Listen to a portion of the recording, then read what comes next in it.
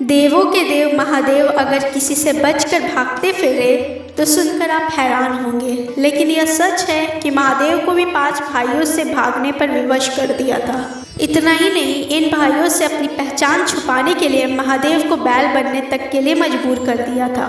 अगर आपको यकीन नहीं होता तो हम आपको महाभारत काल की एक कथा और ऐसा प्रमाण बता रहे हैं जिसके बाद आप भी मान जाएंगे कि 5 पांडवों ने भगवान शिव को बैल बनने पर विवश कर दिया था। बात उस समय की है जब महाभारत युद्ध समाप्त हो चुका था और 5 पांडव भगवान श्री कृष्ण के साथ युद्ध की समीक्षा कर रहे थे। कृष्ण ने पांडवों से कहा कि युद्ध भले ही तुम जीत चुके हो, लेकिन तुम लोग गुरु और अपने बंधु बांधवों को मारने के कारण पाप के भागी बन गए हो। इन पापों के कारण मुक्ति मिलना असंभव है। इस पर पांडवों ने पाप से मुक्ति पाने का उपाय पूछा।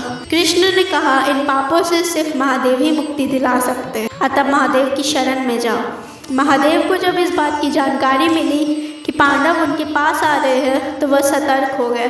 पांडवों के सामने आने से बचने के लिए बार बार स्थान परिवर्तन करने लगे, क्योंकि महादेव पांडवों द्वारा राज्य पाने हेतु बंधु बांधवों का वध करने के कारण उनसे नाराज थे।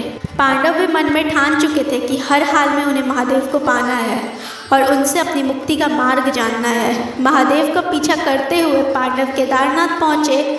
महादेव ने देखा कि पांडव केदारनाथ आ रहे हैं तो उनसे बचने के लिए उपाय ढूंढने लगे। तभी उनकी दृष्टि पशुओं के झुंड पर गई और वह अपनी पहचान छुपाने के लिए बैल बनकर झुंड में शामिल हो गए। पांडवों के लिए पशुओं के झुंड में से महादेव को पहचानना कठिन हो गया। महाबली भीम तब 2 पहाड़ों के बीच पांव रखकर खड़े हो गए। बाकी सभी भाइयों ने पशुओं को भीम के पैरों के बीच से भगाना शुरू कर दिया। सभी पशु भीम के पैरों के नीचे से गुजरकर भाग गए, लेकिन महादेव को पैरों के बीच से निकलकर जाना अनुचित लगा और वो वहीं पर खड़े हो गए और पांडवों ने शिव को पहचान लिया। बस फिर क्या था, महादेव बैल रूप में ही धरती में समाने लगे। भीम ने आव देखा ना था, झट से बैल बने महादेव का कूल्हा पकड़ लिया।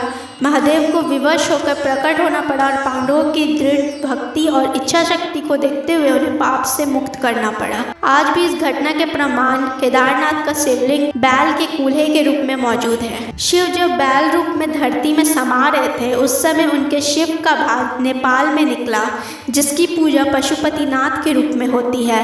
शिव की भुजाएं तुंगनाथ में, मुख रुद्रनाथ में, नाभि मदमदेश्वर में और जटा कल्पेश्वर में प्रकट हुए। इन सभी को सम्मिलित रूप से पंच केदार के नाम से जाना जाता है। तो मित्रों, आपको हमारे प्रयास कैसा लगा कमेंट करके ज़रूर बताएं। वीडियो को लाइक कर दो, चैनल को सब्सक्राइब करके बेल आइकन दबाना ना भूलें ताकि वीडियो संबंधित नोटिफिकेशन आपको हमेशा मिलती रहे। धन्यवाद।